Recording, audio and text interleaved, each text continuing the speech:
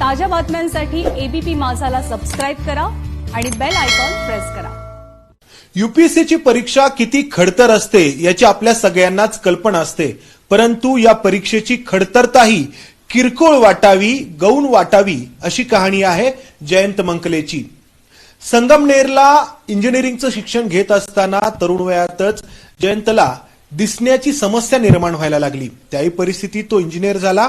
एवढंच नाही तर भोसरीमध्ये एका कंपनीत त्यांनी कामही मिळवलं, परंतु दिवसेंदिवस दृष्टी अधू होत होती आणि त्यानंतर जयंतनी निर्णय घेतला तो यूपीएससीच्या परीक्षेची तयारी करण्याचा। 2017ला तो यूपीएससीची परीक्षा उत्तीर्ण देखील झाला आणि त्याला क्रमांक आला 923वा। परंतु त्यावेळी अंध व्यक्तींसाठी आपल्या देशात जेवढा कोटा ठरवून दिलेला असतो त्यामध्ये त्याचा समावेश होऊ शकला नाही। मात्र 2 वर्षानंतर जयंतनी पुन्हा एकदा या परीक्षेत उत्तीर्ण होत या ठिकाणी 143वा क्रमांक मिळवलाय आणि आता अपेक्षा आहे ती त्याला जी पोस्ट अपेक्षित आहे ती मिळण्याची। आपल्यासोबत जयंत आहे आणि त्याच्या आई आहेत। जयंत, अभिनंदन सर्वात आधी। Thank you sir, thank you. काय मग आता एवढ्या सगळ्या चक्रातून गेल्यानंतर तुझं ध्येय जवळ आलंय असं वाटतंय? बहुतेक सर असं वाटतंय सर। आता यावर्षी रँक पण चांगला आलाय, 143वा। आणि पुढच्या आठवड्यामध्ये कॅटेगरी वाईज लिस्ट जाहीर होती सर। त्याच्यामध्ये दिव्यांग व्यक्ती, त्यातही व्हिज्युअली इम्पेअर्ड पर्सन जे आहेत त्या यादीमध्ये माझा कितवा नंबर आहे हे अधिक क्लिअर होईल सर आपल्याला। म्हणजे एकूण तुझा रँक 143वा आहे आणि त्यामध्ये अंध व्यक्तींसाठी जो वेगळा कोटा आहे त्याची यादी पुढच्या आठवड्यामध्ये निश्चित होईल आणि त्यानंतर तुला समजेल की साधारणपणे की तुला नक्की यावेळी पोस्ट मिळते आहे की नाही। Yes sir, yes sir. तर हे तुझ्यासाठी खूप अवघड होतं, एकतर तरुण वयामध्ये दृष्टी जाणं, त्यानंतर तू यूपीएससी उत्तीर्ण होऊन देखील तुला पोस्ट न मिळणं। मात्र तू खचला नाहीस, नैराश्य नक्कीच आला असेल, पुन्हा तू उठून उभा राहिलास। तर हे कसं काही तू सगळं साध्य केलंस? सर मला असं वाटतं हे जे अचिव्हमेंट आहे आजची ती पूर्णपणे टीम वर्कची आहे सर। टीम वर्क आहे हे पूर्णपणे। 2017ची परीक्षा मी पास झालो, मात्र काही टेक्निकल प्रॉब्लेममुळे पोस्ट नाही मिळू शकली। मग ते थोडंसं अर्थातच थोडंसं खचल्यासारखं झालं होतं काही काळ। पण मला असं वाटतं 3 महत्वाचे व्यक्ती माझ्या सोबत होते। एक म्हणजे माझं पूर्ण कुटुंब, ज्याची कॅप्टन माझी आई आहे, म्हणजे माझी ताई, सर्व माझा परिवार, मोठा परिवार आहे। त्याच्यामध्ये माझे भाऊ येतात, बहीण येतात, सर्व। दुसरं जे व्यक्ती आहेत ते म्हणजे माझे गायडन्स करणारे माझे टीचर आहेत। त्याच्यामध्ये भोळे सर असतील, प्रवीण चव्हाण सर असतील, त्यांनी अतिशय मला पाठिंबा दिला या काळात खास करून। आणि तिसरे आणि सर्वात महत्वाचे म्हणजे माझे मित्र आहेत, कारण माझ्या मित्रांना मी अतिशय त्रास देतो। ते नेहमी बिन काही तक्रार न करता माझ्या नेहमीच मदतीला असतात ते, आणि त्याच्यामुळेच मी इथे येऊ शकलो। मग एक विचार केला की आता गमावण्यासारखं तर काही नाहीये, ही परीक्षा पासून न दिला। मग आता पुन्हा एकदा एक प्रयत्न करायला काय हरकत आहे, असं म्हणून पुन्हा एकदा तयारी केली मी आणि यावर्षीचा रिझल्ट आज लागला आहे। तर 2019 मध्ये म्हणजे मागच्या वर्षी तू ही परीक्षा दिली होती, तर मग परीक्षेनंतर काय करत होतास तू? कारण काही खात्री तर नसेल तुला परीक्षा देताना की यावेळी आपल्याला कितवा रँक मिळेल, यश मिळेल की नाही। यस सर, बरोबर आहे। आम्ही एक लोअर मिडल क्लासमधले आहोत, निम्न मध्यमवर्गीय आहेत। माझी आई असते घरी, आईला आमची पेन्शन असते। माझे वडील एक्सपायर झाले 15-16 वर्षापूर्वी। मग आर्थिक प्रश्न तर गंभीर होताच। मग मी मधल्या काळात सर बँकेची परीक्षा दिली, IBPSची। आणि मग एक मागच्या वर्षी ऑक्टोबर महिन्यामध्ये मला बँक ऑफ महाराष्ट्र मिळाली आणि आज मी बँक ऑफ महाराष्ट्रमध्ये काम करत आहे सर। आणि त्यांचे खरंच मला आभार मानायला आवडतील सर, कारण बँकेने अतिशय कठीण प्रसंगामध्ये माझ्या साथ दिली। आणि मला आमचे जे सर आहेत, म्हणजे माझे ब्रँच मॅनेजर, त्यांनी अतिशय मला नेहमीच मोटिवेशन दिलं सर। या सगळ्या प्रक्रियेमध्ये म्हणजे आता तुम्ही सोबत होतात, सुरुवातीला जेव्हा याला दिसायला कमी व्हायला लागलं तेव्हा साहजिकच आई म्हणून खूप काळजीत होतात तुम्ही, आणि आज या टप्प्यावरती हा पोहोचलाय। नाही, ते दृष्टी कमी होणं हे तरी होतच, डॉक्टरनी सांगितलंच होतं आम्हाला। त्याच्यामुळे त्याच्यातून आम्ही सावरलो होतो।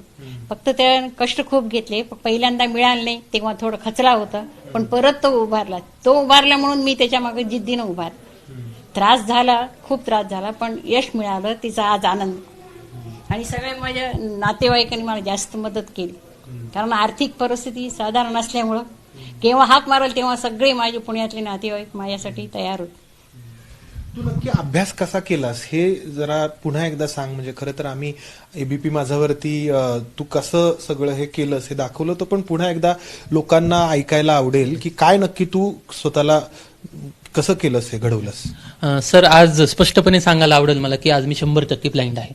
पण सर दोन स्वतंत्र गोष्टी आहेत सर. एक आहे आय साईट, ती तुमची गेली असेल किंवा असेल, तो काही वेगळा इश्यू आहे. आणि दुसरे व्हिजन हा इश्यू आहे सर. मला वाटतं दोन स्वतंत्र गोष्टी आहेत सर.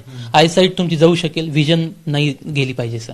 आपल्या ज्या हेलन केलर आहेत त्यांचं प्रसिद्ध वाक्य आहे सर की the worst thing than being blind is having the eyes but not the vision. मला असं वाटतं ते त्यापासून नक्कीच आपल्याला प्रेरणा घेईल. आणि मला मुद्दाम सांगायला आवडेल सर, जे काही दिव्यांग आहेत त्यातही विशेषतः व्हिज्युअली इम्पेअर्ड जे पर्सन आहेत त्यांच्यासाठी सर आज सर्वाधिक सुदैवी त्यांना मानावं लागेल, कारण we are living in a growing technology age sir. Technology शिवाय नाही जगता येत सर. म्हणजे हजारो वर्षापूर्वी ब्लाइंड होते, असेच ते अंधारात जगले आणि गेले. आज हे टेक्नॉलॉजीमुळे इथपर्यंत आपण येऊ शकले आहात सर. त्याच्यामध्ये मला विशेष सांगायला आवडेल सर, मी फर्ग्युसन कॉलेज जे आहे तिथं पुन्हा ब्लाइंड मॅन्स असोसिएशन PBA ही जी NGO आहे त्यांचा एक कोर्स चालतो सर. तिथं ते आपल्याला कम्प्युटर आणि मोबाईल शिकवतात. म्हणजे ब्लाइंड व्यक्तींनी कसा हँडल करायचं, त्याच्यामध्ये विशिष्ट सॉफ्टवेअर आहेत सर. जॉज, NVDA असे काही सॉफ्टवेअरचं प्रशिक्षण घेतलं की जसे नॉर्मल व्यक्ती वापरतात लॅपटॉप किंवा मोबाईल, तसं पूर्णपणे एक दिव्यांग व्यक्ती पण वापरू शकतो सर. ते मी प्रशिक्षण घेतलं. मला असं वाटतं ते माझ्यासाठी अतिशय मोलाचं ठरलं, because just it untap the huge source of knowledge for me. आणि दुसरं तिथे एक मोबिलिटीचं ट्रेनिंग पण दिलं जातं. म्हणजे अंध व्यक्तींनी एकटं कसं फिरावं, बसमध्ये कसा प्रवास करावा, ट्रॅफिक लागले, सिग्नल आहे, बस कशी पकडावी, PMT कशी पकडावी, त्याचं पूर्ण जे आपली काठी आहे व्हाईट केन, त्याचं प्रशिक्षण पण तिथं दिलं जातं. त्याच्यामुळे मला असं वाटतं की हे या सगळ्याचा उपयोग झाला. पण एक फरक मला जाणवतो की तू जन्मजात अंध नव्हतास. जन्मजात अंध असेल तर त्यांनी हे जग बघितलेलंच नसतं, या सगळ्या गोष्टींचा अनुभवच घेतलेला नसतो. तू वयाच्या 22व्या-23व्या वर्षापर्यंत मला वाटतं की तू इतर सगळ्या लोकांसारखाच होतास, सगळं तू बघत होतास. आणि त्यानंतर जेव्हा तुझी दृष्टी जायला लागली तेव्हा कोणीही खचणं साहजिक होतं. तर त्यावेळी तू स्वतःला कसं सावरलंस? कारण तू त्याच्या आधी सगळं जग बघत होतास, इतर कुठलाही मुलगा तुझ्या वयातला जे करत असतो ते सगळं तू करत होतास. Yes sir. नाही बिलकुलच सर, तो एक कठीण प्रसंग होताच आणि एक शॉक पण होता. म्हणजे सर्वात पहिल्यांदा माझंच त्याच्यावर विश्वास बसणं हाच एक हे होतं की मला कसं हे आजार होऊ शकतो. कारण आपण सगळ्यांसारखंच मी पण एक नॉर्मलच व्यक्ती होतो. पण मला असं वाटतं सर हा प्रसंग आला त्याला काही दिवस नक्कीच निराशाजनक गेले, पण माझं कुटुंब माझ्या पाठीशी नक्कीच होतं. आणि एक सेल्फ मोटिवेशन मला असं वाटतं, मी मध्ये एक आर्ट ऑफ लिव्हिंगचा कोर्स पण केला होता, त्याचाही मला विशिष्ट फायदा झाला सर. पण हे एक असं ठरवलं की हे आलंय आता जगून दाखवू. म्हणजे इथं खचणं किंवा हरणं हे एक गोष्ट आहे सर. आणि दुसरा एक पर्याय आहे की ह्याच्यावर मात करून पुढे काही करता येऊ शकेल का. मला असं वाटतं दुसरा मार्ग अधिक महत्वाचा आहे आपल्यासाठी. आणि त्या दृष्टिकोनातून मी लाईफ एक्सप्लोअर करायचं ठरवलं सर. दुसरा मार्ग महत्वाचा होता. आता तुला पोस्ट मिळेल, कोणती मिळेल हे साधारणपणे 8 दिवसात नक्की होईल असं तू म्हणतोस. आपण जर तरच्याच भाषेत बोलायचं झालं तर जेव्हा तू सर्व्हिसमध्ये जाशील तेव्हा तुला काय करायला आवडेल? तुझी प्राथमिकता कशाला राहील? आता नाही सांगता येणार सर असं मला कोणती पोस्ट मिळेल किंवा काय कोणती संधी मिळेल. पण हे मात्र नक्कीच सांगायला आवडेल सर की एक प्रामाणिकपणे एक संविधानाच्या चौकटीत राहून एक जे शासन जे आपलं सुरू आहे ते सामान्य माणसाच्या दारापर्यंत कसं नेता येईल, त्याची ऍक्सेसिबिलिटी पोहोच कशी वाढवता येईल यासाठी मी नक्कीच प्रयत्न करेन. आणि विशेष म्हणजे त्यात जर डिसेबिलिटी सेक्टरमध्ये मला काम करायला संधी मिळेल तर मला नक्कीच आवडेल सर. कारण आजही आपल्या ग्रामीण भागामध्ये अनेक दिव्यांग व्यक्ती आहेत आणि ते पुढे येत नाहीत सर. एक सोशल स्टिग्मा आहे सर, त्यांच्याकडे बघण्याचा दृष्टिकोन आपल्या समाजाचा तो एक गंभीर प्रश्न आहेच आहे. मला असं वाटतं त्या क्षेत्रातही मला काम करायला नक्की आवडेल सर. जयंत, तुझं पुन्हा एकदा खूप खूप अभिनंदन. आणि 2 वर्षांपूर्वी तुझी संधी थोडक्यात हुकली होती, परंतु यावेळी नशीब तुला तुझ्या कष्टांना हात देईल अशी अपेक्षा आहे.